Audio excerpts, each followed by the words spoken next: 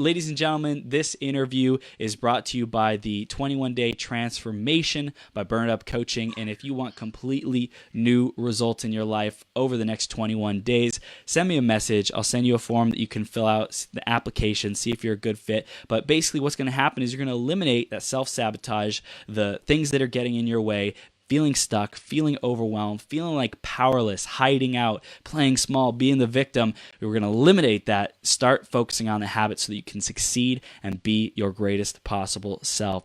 Ignite yourself, ignite that self-belief so you can succeed like never before. And this episode of the Becoming Your Greatest Possible Self podcast also has an iTunes review of the week. And that review of the week is from 17th Try. And it says, I loved this insight. I've heard people say things before like, don't wait until you're ready. You'll never be ready. I loved your twist on that. If you'll never be ready, you'll also never not be ready. Your energy is powerful. I look forward to hearing more episodes of your show. So that's awesome. Thank you for that review, and we are having a lot of fun definitely already. And if you want to leave a review, please go to beyourgps.com/iTunes and leave us a review. We absolutely appreciate when you do that with us, for us. And now let's head on to Farah, because she's going to rock the house, and she's hanging out, and I'm going to read this intro for her. When Farah Lutvica was only 18 years of age, she already noticed a need for change. Through multiple courses, experiences, and the support of her family and friends, she is now able to help the youth of tomorrow to make their dreams become a reality. And before she comes on, I really am excited to bring her on, because for me, I love empowering the next generation. I love making sure that we are planting seeds that are going to sprout prosperity and abundance and consciousness and people who are being and becoming their greatest possible selves. And I know that's exactly what Farah is doing. So Farah, you ready to rock this? Yeah, Yes, she I'm is. ready. Awesome. Well, Born ready. welcome to the Greatest Possible Self, Becoming Your Greatest Possible Self show. We appreciate you, and thanks for taking time out of your schedule to be here.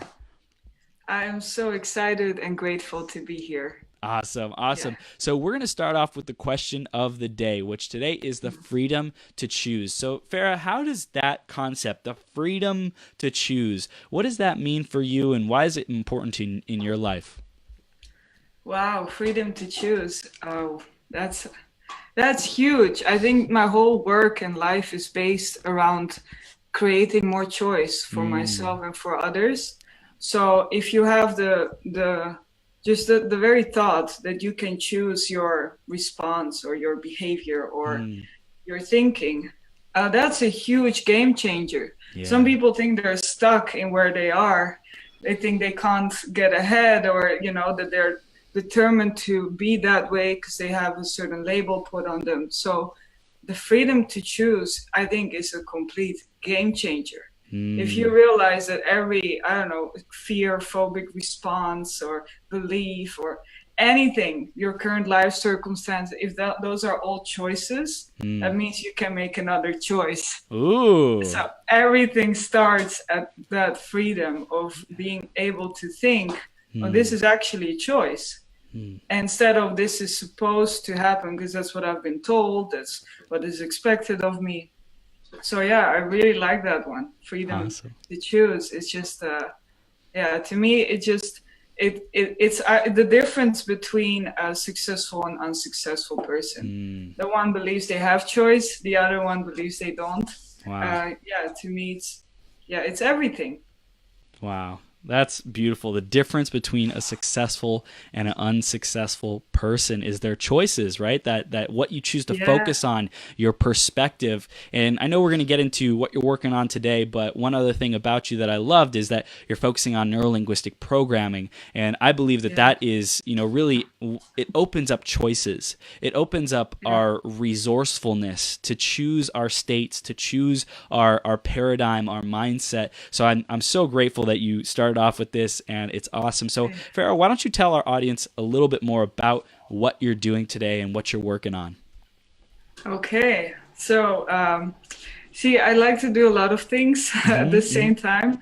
So at this moment, I give classes hypnosis classes or NLP classes in the Netherlands. I'm living in Amsterdam. Awesome. And beside that, I love to work one-on-one with teens and their parents, and both of them together or just separately. And I'm in the process of making my online course, which is very exciting. Heck yeah. To connect parents and their kids both on the path of self-development. And so, yeah, it's all about growing, learning, doing. I really love to give value, to give a lot. And for these past couple of years, it really has, I'm kind of, I've planted a lot of seeds. Now I'm actually benefiting from, what flourished out of them. So I think, I'm working a lot on making my therapeutic approach very, very good, very excellent, because from there, everything starts. Like, my vision is to speak for thousands of people, like I told you. And I feel like at this moment in my life, I'm kind of I'm setting myself up for that moment by really by honing down how to have the fastest, most positive result in the least amount of time. So my sessions, the classes I give, the stories I tell, everything is based around how can somebody create a change, a life-lasting change, as quick as possible, and going through all of those BS stories that I've learned, like, oh, it's not possible because my doctor told me, or it's not possible because my parents always told me, or and really breaking through that. So you could see it as I'm working on a lot of things, but the main thing is, I think, is the red line through it all, is helping people, serving people, getting, just like you do, like the greatest possible self. How can somebody become the greatest possible self, the best version of themselves? So I'm very excited about that. That's awesome. I love people who are doing work that I do, helping people, giving them more choices, helping them get to their goal as quickly as possible, get through those BS stories as quickly as possible, growing into the person that they need to be. So, Farah, I'm sure you weren't always like this and driven, and maybe you were, but we want to hear, what were those pivotal moments along your journey, the rock bottom moments, or the huge obstacles, the ahas, the big wisdom that you had to learn, that you had to grow through to get to where we are today. Take us through some of those. Oh, that's such an interesting question, because I'm sure a lot of people that actually, like, I've met a lot of people that are in this field helping others, also mainly because at some point they weren't, they were the ones that needed to be helped. So for me, looking back, I was very insecure. Like, when I went to my first year of high school, I felt really uncomfortable and awkward, and people made a lot of fun of me. Like, I had monkey arms, I was anorexic or whatever, even though I wasn't. So I guess there are more extremes to bullying, but to me, I felt bullied, and I felt very suicidal because of it. And it came to a point where I had to move schools. Wow. And I moved schools, and I went to an international school, and that was an English-speaking school. And the funny thing about that is that everyone is kind of weird because no one's from here, so there's no base. And every year, everyone, like the whole class kind of changes. So there was no bullying going around in my school. It was just not a thing.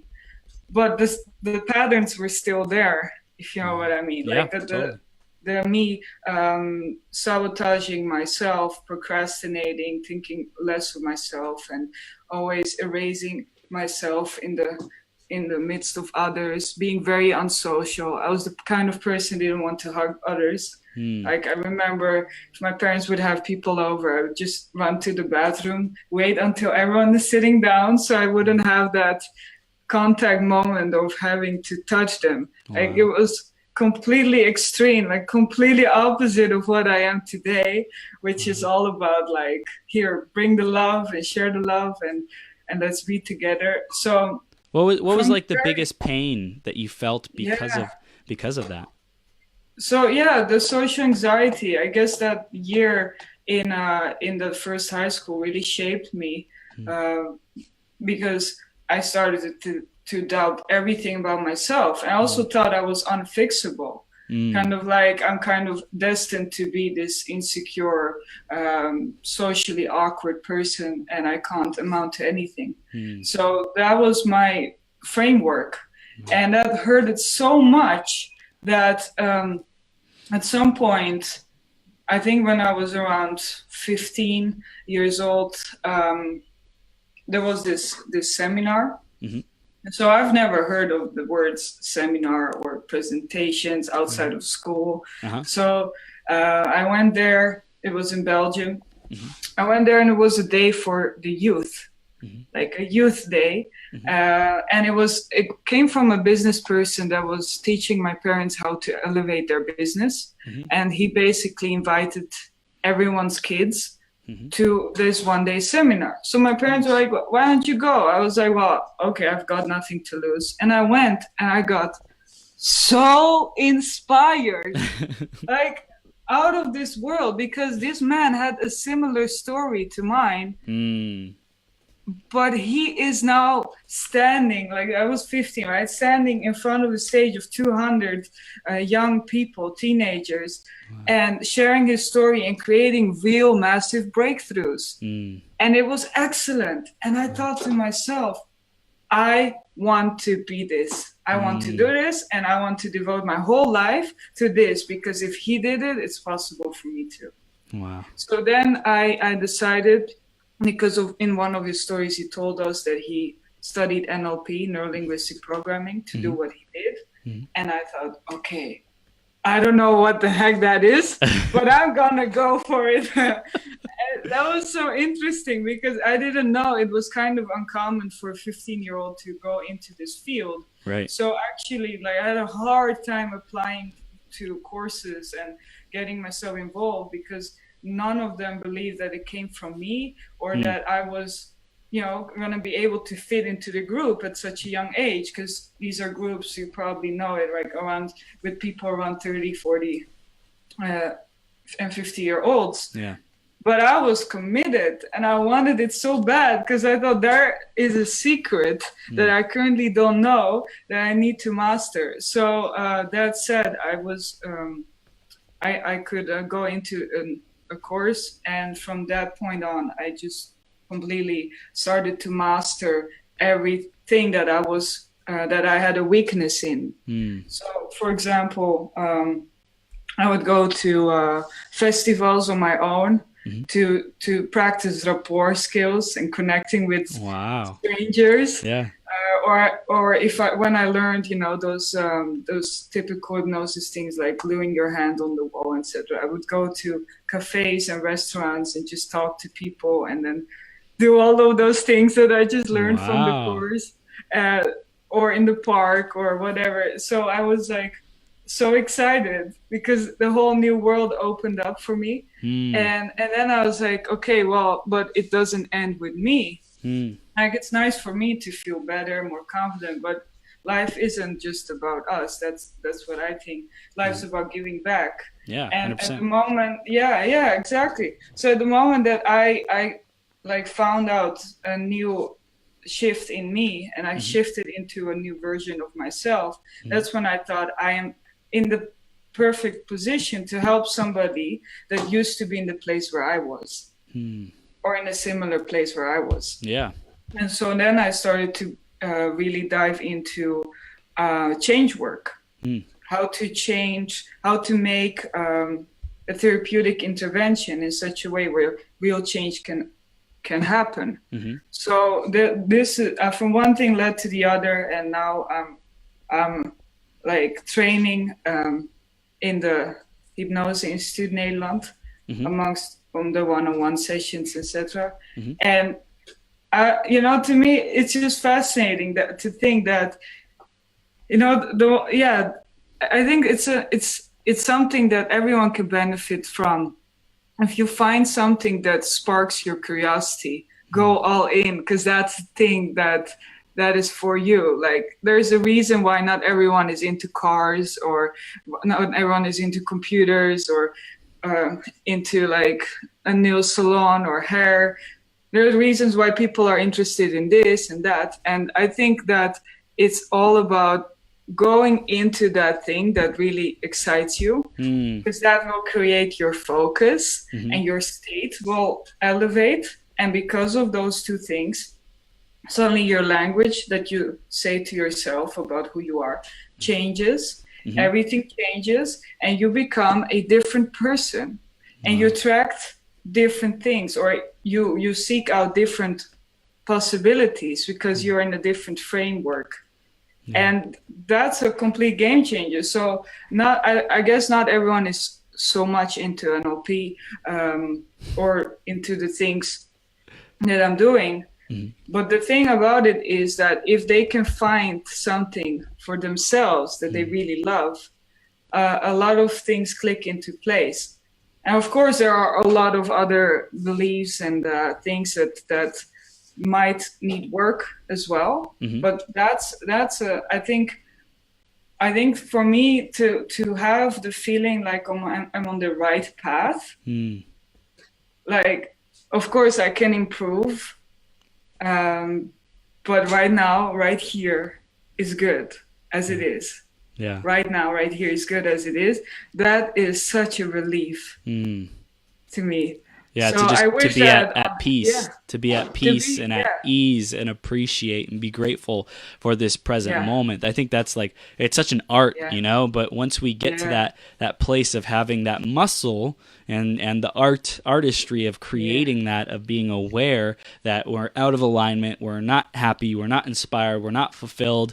Okay, what can I do to get back on track? Well, it's the daily disciplines, the daily exercises of being grateful, of doing what we're passionate about, of doing stuff that fulfills us, and really paying attention. You know, paying attention to what those things are, and almost being a student of life. What fulfills me? What gets me excited? What keeps me jazzed up? And what keeps me going? What keeps me burning the midnight oil? It's so important to be aware of that. Yeah, completely. Yeah. Oh, yeah, all the way. Awesome. So were there any other really challenging times for you to that you had to break through, times that you wanted to give up on your business, on your dream, or did it all pretty much come easily for you? Yeah. I mean, are you talking about like challenges that come along the way? Yeah, was there anything else that anything, you know, between the time of discovering NLP and change work to where we are today, was there any other big challenges that you felt like were super difficult and you didn't know how you were going to overcome and you wanted to quit? Yeah, I mean, it's funny that you say that, because there was a big one. I think I solved it in myself only a month ago. Wow. And that was like, I live in Amsterdam, which is a very like relatively small city, and I bump into people that my old Farah used to hang out with. And to me, that was just, I couldn't deal with that. Like, I was thinking, if I would ever set up an event that is going big scale, like, how can I be who I am now in front of the people that know me differently? That's having a huge, like I went all, I was I discovered I was kind of sabotaging myself from this limiting belief that I couldn't be who I am today around those people. Wow. And that's like, those are one of the things. I think if you want to be a new you gotta leave your old self behind. But what if the old self things are around you still? Yeah. So to me, and that's like when I detached from that story. I think I was still attached to this, I am a certain way. Like, I was attached to an identity, but I'm not an identity. Like, I'm not even a new me. I'm just doing different things. Like, at the moment I was putting that in a box, that was when I felt uncomfortable with everything that fell out of that box. Wow. So when I dissolved the box, everything just started to flow. because it's not like the old Farah disappeared. I mean, she's partially still here. I mean, I'm the same person. Right. But I just do different things. So that was like a big game changer, like feeling awkward around people from my past. And then maybe also like my parents. I didn't know how to deal with that. Like when they had a period when they were a bit separated, I was like, what? Now this whole how a family should look like is kind of falling apart. Wow. How am I supposed to deal with that? So these personal challenges and but they are all not permanent. They're all just things that will pass. And I think challenges are also good. Like if I would have it all solved and everything would all work out, I think it would be boring as hell. Yep. Because, there's always something new to learn. There's always something new to discover about yourself and about others. So I invite the challenges. I think that if the challenges change in the level that they are, that means that I'm growing. Yeah. So probably in a year time, I would say something completely different that would be relevant for me then. Yeah. So but I feel like we're all facing challenges all the time. And it's just a matter of how you deal with them, or how much you allow yourself to confront them, or how much you look them in the eye and face it, or how much you dissolve it, and how much you accept yourself, how much you forgive your past, how much you love, or you trust your ability to love. Wow. Those are gold. Those all that you just said are like such powerful, like ask yourself those questions on a daily basis. How am I forgiving myself and my past today? How am I, focusing on my goal today? How am I healing? How am I connecting even deeper? How am I being and discovering love? Those are like such, everything you just said was like powerful. I couldn't even say it as well as you said it. That was awesome. That was amazing. So it's awesome. So let's start diving into why people avoid being happy. Tell us more about that, what you've discovered. Where did this come from, this conception that people avoid being happy? Oh, yes. Oh, this is a huge thing. Like, so I think the answer very simply is because they don't know better. Very simply, like when I was thinking of this question, the answer to this question a long time, and I thought, does it have to do with self-worth, self-esteem, believing you're worth it? Well, partially, because a lot of people believe they're worth XYZ, but not ABC. So they believe they're worth of having a healthy body, but not a fulfilling relationship. They're believing they are worthy of this, but not of that. So where's the nuance? Where is the line? And it's basically they don't know better. And so maybe it helps if I explain it a bit more practical. Yeah. But this is what I see all the time, over and over, with the people I work with. So when I ask you 2 + 2, how much is it? 4. 4, right? 5 + 5, 10, right? It's just simple, yeah. So if I ask you like a very a more advanced question, like 256 times 83, like what happens when we ask that question is we have to access a different part of our brain to process that question. And actually what happens is our survival mechanism starts to worry in a very literal sense, because our blood pressure goes up, our breathing goes up, things start circulating more in our bodies. And so those are considered dangerous question to our survival mechanism. That's why we avoid questioning or answering them if we don't really need to. Wow. Right? So, and that's a very important point, because why people avoid being happy, they don't know better. Like, let's say that somebody is 4 years old and they figure out that they can get attention and significance and love through shouting at people. And it works. At that moment, they're like, oh, I found the formula for all of those things that I want to have. Right. I'm not aware of how it all works exactly, but I get it. My parents come to me, and my brothers, my sisters, whatever, they all give me this sense of affection. Great, I've learned the strategy. And that strategy is now locked into the system. Wow. And growing up, these people get 5 years old, 6 year old, 10, 20, 15, 25, 30, until now, at this moment in time. And part of them still has that same pattern that they did when they were younger, and not now. Like they notice in their behavior, I don't know why, I really want to stop this, but every time I seem to just go out with the bad guys, or sabotage my growth, or procrastinate, or negotiate on bad deals, or and it shows up in a different way. Or every time I get angry at my coworker or my spouse, I don't know why, I really don't want to. I'm a compassionate person, but I don't know why, it just gets the best of me. So those things that were a solution back then are a problem right now. And the reason that it's so hard to change consciously is because it's the same thing as the harder equation.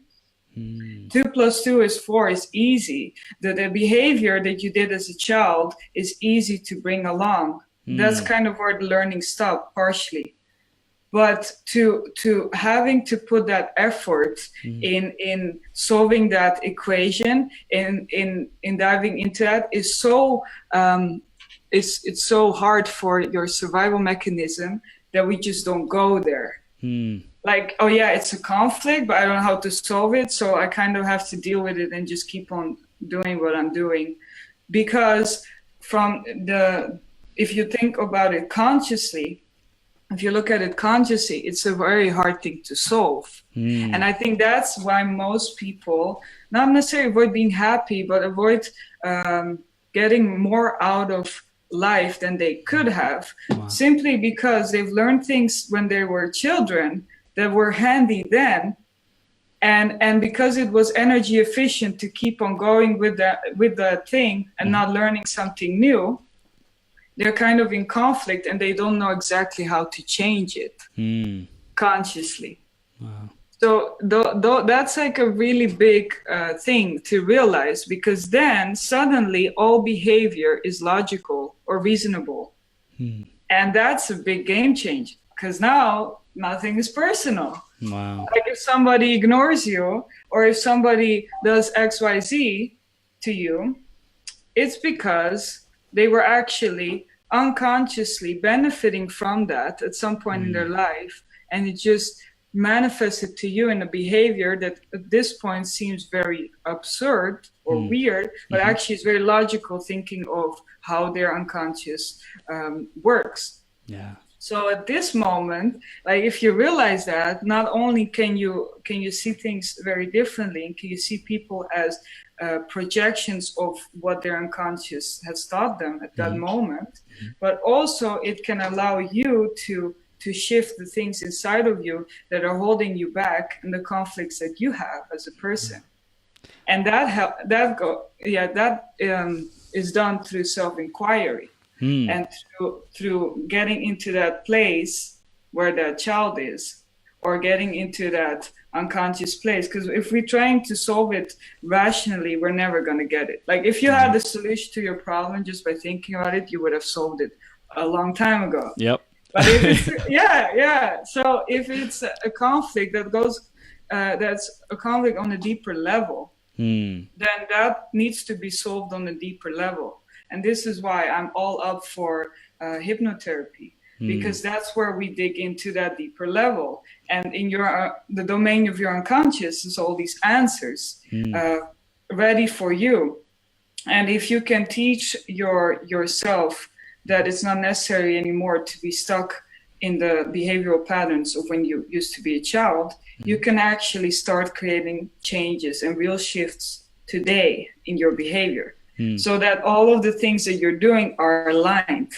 So what you say and what you do are the same thing. Some people say, I want this, but they do that. And we all know those kind of people. They say one thing, but they mean another. They say, oh yeah, I'm going to do that, or I really want to, but they never do it. Why? that is not something they want to do. It's not like they say, okay, I'm going to sabotage myself for the rest of my life. They don't go there. They don't do that. It's more of a thing that just happens. And if that's the thing that just happens, it means that it's an unconscious thing. And it needs to be solved at an unconscious level. Wow. That's powerful. This is gold, because like so many people are just like, it should have been solved by now. I feel like I've dealt with this long enough. I've faced this challenge. Exactly. This stupid pattern keeps showing up in my life. Like, what am I doing wrong? Why is this happening to me? So this is where all the gold is, where all the juice is. And I love that we're diving in deep. So I want to get into something a little bit more practical, or take what we were just talking about and move it towards the practical direction. For someone listening or watching, what can they start doing right now? Like, what could they, start writing down or listening to or doing with themselves, for themselves, to be able to start eliminating some of these unconscious self-sabotaging behaviors? Oh, that's a really good question. And so for themselves, right? Not in the sense of helping others. So for themselves, I would say, be open to be helped by a very skilled coach or hypnotherapist. I say hypnotherapist specifically because they, even though they don't call themselves that way, like let's say it's just a coach, they kind of have this understanding of unconscious processes, if they're good at least, that can really get you from where you are to where you want to be on a unconscious level. And sometimes it helps if somebody guides you through that process. Like for me, I have 3 coaches or hypnotherapists at this point helping me. Wow. And not because I'm like a sick person, at least I hope I'm but because I want to, it's kind of, for me, it's like going to the dentist. I go there to check upon my teeth, but not necessarily every time to solve something. And whenever I check upon myself, I find out new things that can be changed. And these people actually help me go to a new level that I wouldn't without them. So if you can seek a support system, somebody you trust, and go with your instinct. Like, for example, like I don't have that traditional sense of the belief that you have something, like you have ADD, you have PTSD, you have a disorder. I don't believe that. I believe you do something. So, and if you're doing something, you can do something else, but it just happens unconsciously. So find somebody that believes those things about change, because those people can really help you. So I'm curious for you, Farah, real quick. What changes have you seen for yourself through hypnotherapy? What's something that changed for you after going through this? For me, like I had the label ADD, like couldn't focus, just very child, all over the place. But I'm like, I think one of the most focused people I know at this point. Like, how can you explain that? I had a fear of spiders. I don't have that fear anymore. The phobic response is gone. How can you explain that? I had, if I would be diagnosed, I would have had depression at the time, in the high school. I don't have that. How is that possible? Like the people that I help, physical pains, like real stuff, like lower back pains for many years, all gone. How can you just, all of those things, like if you kind of dig into the domain of how your unconscious works, which is so powerful, so fast, and so efficient, in that domain, things are happening all the time. And if you can master how you can direct your unconscious to your own benefits and your own outcomes, you are creating a life on a whole new level. You're starting to think that what you were being told is just one side of the story, and that there are many sides that you can choose to live. So I would say find somebody, and if you are not in that place where you trust somebody with your story and your stuff, I would say look into look into people that are where you are and see what they are doing, and especially how they overcame the things they did. And if you can, interview them. And if you're like, well, that's a bit too much, read books about self-hypnosis and or visualization, or you can call it whatever you want, but it's all about influencing your mind. And so I would say read, and then surround yourself with nice people. Like maybe the people around you, just SUCK, maybe they just tell you all the time that you don't amount to anything because you're dumb or you're this. Like, stop listening and start creating space to get your self-talk to a different level. Because if you're repeating what everyone's saying around you and it's not good, then, well, of course because your focus is there, you're going to create it for yourself. So your opinion about you is the one thing that counts the most out of everything. So if you're in that space and you're like, oh, I want to create the change, make your life revolve in a way where your opinion is number one. And then everything else is the rest, because then you can say, I believe in my power and my ability to create.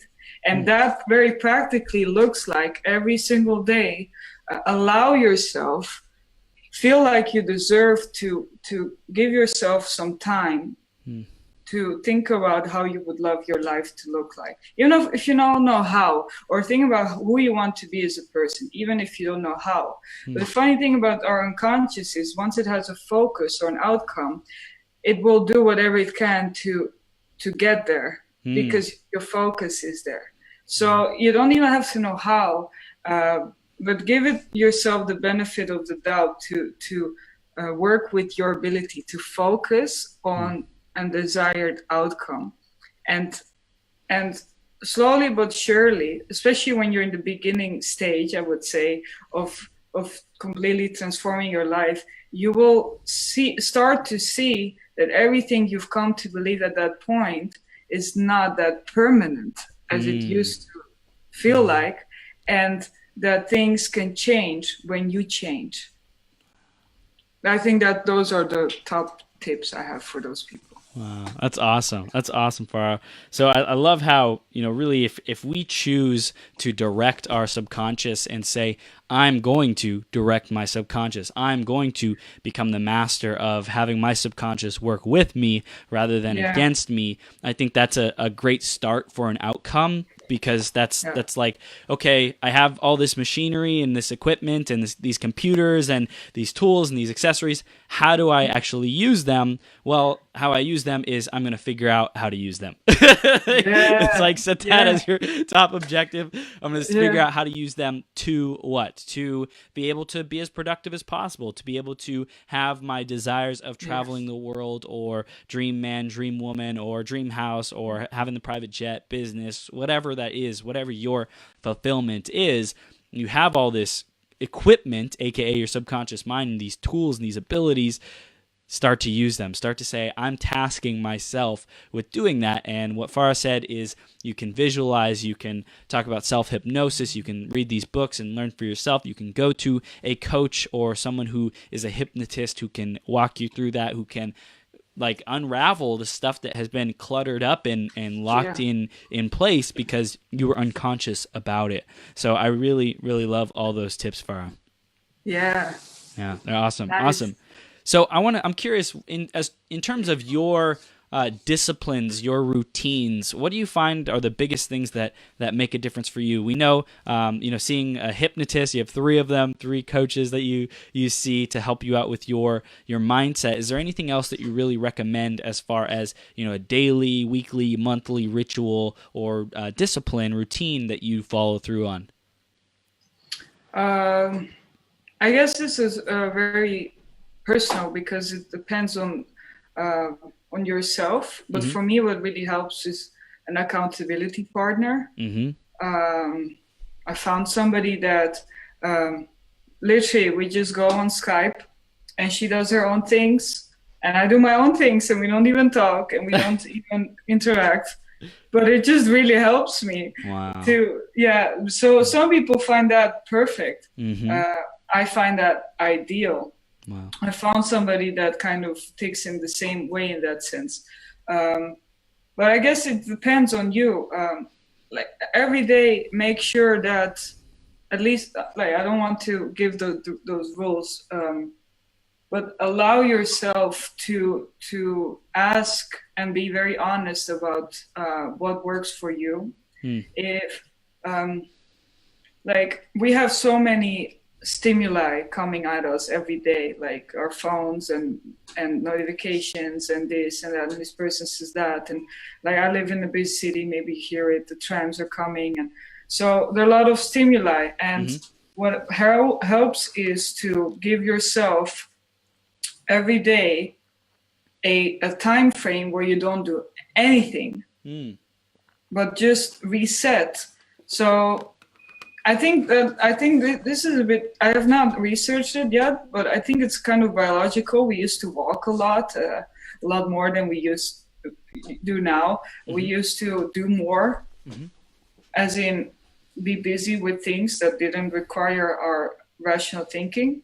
So I think that if you can get every day just a little bit of time to do nothing, and then also every day give yourself time, especially during the evening, to, like, this is a big thing for me. It was all about allowing myself to go there. Allow yourself to visualize the next day. If you, for example, for me, when I have an event, I go through the whole event before it happens. Like I imagine, okay, I open the door. What do I see left and on the right? And through that process, I realized, oh yeah, I forgot about this thing, and oh yeah, I forgot about that thing, and so then I can write down a list. So it's preparing yourself and getting yourself engaged in your creativity and making time for that process to happen. And if you're preparing is everything. Like your unconscious knows. Your unconscious knows how to be relaxed, confident, how to give the best answer at the best moment. So at that moment of, like, for example, when you're talking to someone, you're having an interview, you're doing things outside of your comfort zone, I would suggest that mentally you prepare all outcomes that could happen, all answers you might give, all questions you might have, all the scenarios that can happen, and go through them in your mind, and then let it go at the moment that it happens. The thing that, that is just the least likable thing to look at is somebody very stiff in front of a group or a class. So it's about preparing daily for the next day, the next week, the next month, but also preparing in such a way that you can let go in the moment that it happens, so you can be present. Totally. It's a paradox, right? You've rehearsed enough so that you're like you said, your unconscious takes over. Like you prepare enough till where it's automatic. And when people are first starting this process, it might take more of that conscious effort and like, oh no, what do I do here? And it's like a lot of thinking, maybe feels uncomfortable and stressed, anxious, or whatever else might come out when someone is trying something new. And the more we practice and rehearse and go into that state where we're at the event, where we're thinking out the possible scenarios, the more confident we'll be because we've done it already. We've showed up at this event. We've spoken in front of these 100 people or however many people in our mind, and this is how it went. This is what I said. They laughed at this part when I said this story, and they all went to the back of the room to sign up for the program at the end, so it's all good. And I want to add to that it's not only enough to imagine it, but to feel it. Feeling is did you know, just think about it, if you track down most problems that people have, they're basically only just feelings. Feelings of discomfort, feelings of disappointment, feelings of despair, feelings. Yeah. Feelings. So the thing is in the feeling. Like you can think of, oh yeah, it would be so nice to have XYZ happen, or to be this, but if you don't feel it, your feeling is gonna dominate your life. Wow. So and like you've probably heard this before, if you feel grateful, you can't feel fear, anxious, and all of that stuff. So if you don't know how to shift your feeling, think of things that make you feel so grateful that you can appreciate without any chatter. Like, for example, I really appreciate this case on my phone. You're so nice, so blue, like a sense of awe. And you want to get into that state first. And when you are in that appreciation, and from there on, if it helps, you can ask yourself, how would it be like if?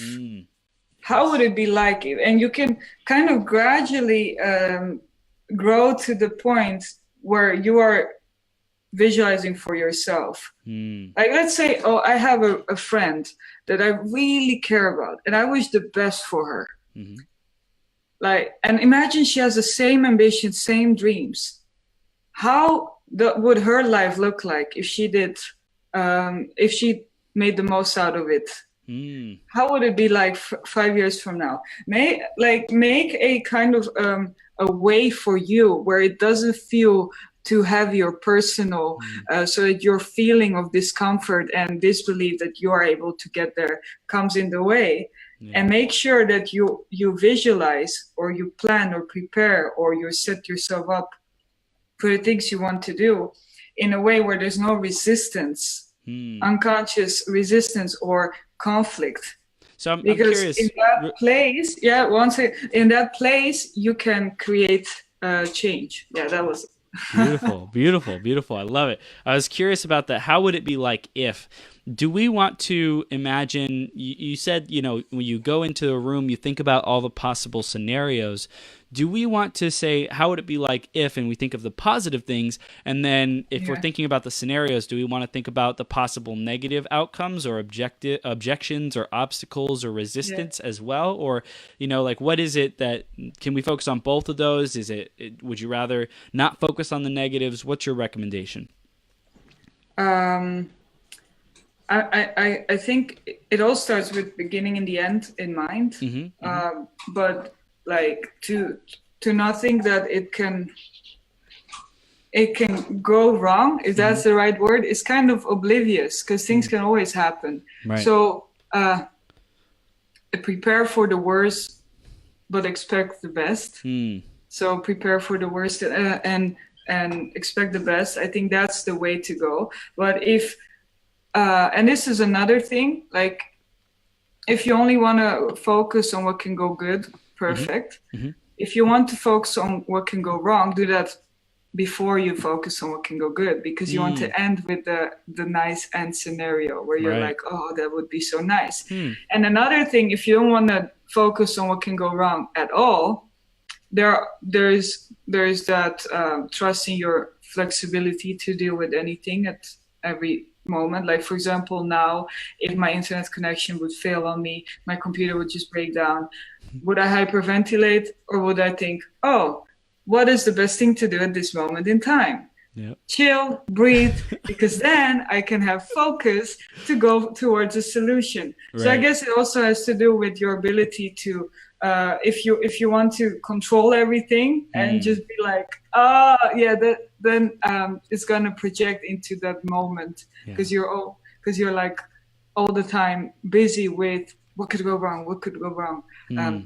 That's not what I meant specifically. I mean more setting yourself up for success, but being prepared for when it goes differently, so you can handle it. And what if all those ways that you can think about are all different ways of success? That's also fine. And if you're like, well, I can't think of anything going wrong, go to a very skeptical person and ask them, hey, like, what do you think could go wrong when I tell you this and this? They will tell you 500 things Yep. that can go wrong.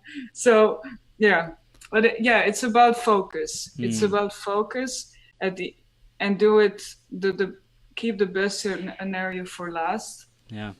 And make sure that your feeling is good or is great either way, whether things go right or wrong, and not necessarily in your ability, because your ability is yours, that's your responsibility, but I mean things outside of you that could happen potentially, like foresee those things, because then, you know, like maybe even not. Some people don't even like this at all. Like, then don't do it. I'm just saying, if it helps you, do it. If it doesn't, don't do it. Freedom to choose. Freedom to choose. Yeah. No, but seriously, I think that's some of the best advice is, you know, this has worked for you, Farah, it works for me, you know, like it works for us and it works for other people. If it works for you, great, use it. If it doesn't, you know, drop everything that doesn't work and only use what was. Only use what does. Keep what works for you, throw away the rest. And I think that's the best truth to come from, you know. It's this is my truth, it works for me. And I think there's a T. Harv Eker, I don't know if he made it popular or someone else, but I know he said, don't believe a word I say, because all I have to come from is my experience. Exactly. Right? Yeah. Like it's my experience, it's your experience. So everyone listening, you know, test this stuff out, try it. If it works, great. If not, find the solution that works for you, that's in alignment with you. But I love this. This is a great conversation. Yeah. And just like thing about what you said, like it's all your perspective. Yes. And I want to say also that some people think that they are alone in their story or their struggle because it's their way. And I just think that if there are so many billion people on this planet and have been on this planet, at some point in time, somebody had a similar set of challenges to you or to them. So for those of you that are in the place of, I want to explore more, but I don't know how, and you're kind of ashamed or very conscious or aware of your story, but you don't feel comfortable sharing it, and you don't feel comfortable opening up to somebody and vulnerably explore the possibilities of change. I just want to say that being vulnerable and is a very good thing, and the belief that you're not alone can also be very helpful. And the very reason somebody can be closed off is because they don't feel like they can deal with the pain and discomfort. Like, for example, heartbreak. Right? Like, oh, and we never want to go there. Well, what if it happens? Like, I have to deal with that. And what if we're strong enough to deal with discomfort? What if your story, no matter how shameful it sounds, because the things that people are not telling you are usually the things that have the greatest transformation in them for them. Yep. Because they're like, oh yeah, let's talk about my business and my, you know, my digits. Let's see, like, how can I get from this level of income to that? That's all safe. Like, I can do that. But let's not talk about the abuse that I've gone through when I was a child, because that has nothing to do with this. What if it does? What if it does? Right. And what if freeing yourself from that, from all those things you carry, is a way to do the things you want to do more excellently. So everyone has their own projection and own perspective on things. And like you said, don't believe anything I say, like that quote. But there's also a hey, you are not alone in your story, in your perspective. Yeah. So much so that if it will limit you from going to the next level because you think no one will come to understand your story at all, you are actually sabotaging yourself from from fulfillment, because then you might have all the things, you might earn all the money. From the outside it can look like you have it all figured out, but what will happen is at the end of the day you're going, oh, I don't actually deserve to be here. I feel bad for getting to this place. Like, what about these people?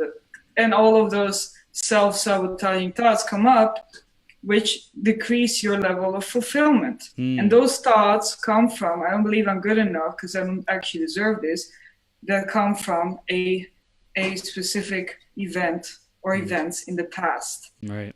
And if you address those, if you really like vulnerably are opening up to somebody with them, you are allowing a possibility of transformation. And you are strong enough to be vulnerable. Like, let's say the whole world knows about the deepest scars and the deepest things about us. Like, would you be okay? And the answer is yes, eventually you will. Because either you'll spend your whole life feeling bad, or you'll just reframe it and going like, okay, well, now everyone knows, then I might as well make the most out of it. I have nothing to lose. So we might have our own perspective, but we are not so alone in how that perspective looks as we tend to sometimes think that it does. Wow. So powerful. So powerful. Farah, this is gold. I wish we could do this for 12 hours straight, and we only have an hour today. Right at the end. Wow. Flew by.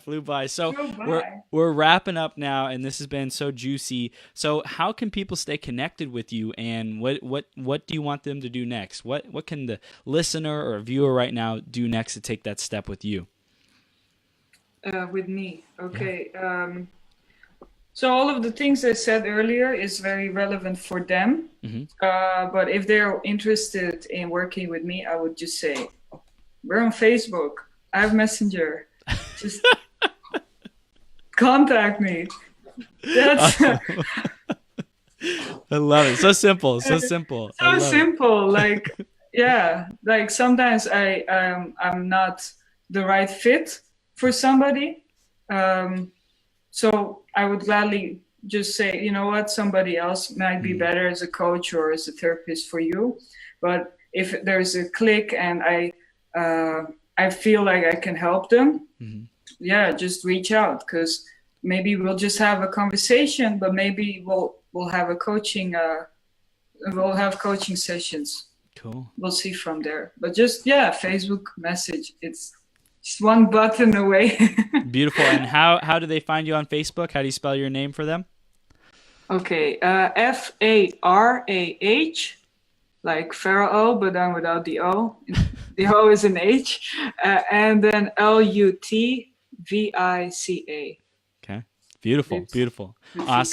Awesome. Farah, you are incredible, and I'm super excited to see your journey blossom, your talents and your abilities really get owned and mastered, and you continue to tap into your unconscious greatness and unleash that in the world, because you're on fire, and I'm super grateful that we got to bring you on today. And as things go further and you build out these programs for the youth, keep us in mind, keep in touch, and let people know about that. Shout it from the rooftops, because I'm so grateful for the work that you're doing in the world, changing our future generations and empowering them so they don't have to feel alone, they don't have to suffer. Thank you so much for what you do. And thank you for your ability to ask such profound questions and your ability to listen. And I think it's amazing. Keep doing what you do. The world needs it. I'm very grateful. Thank you, Farah. So have the best day ever, and we'll see you very soon, okay? Okay. Bye. Ciao.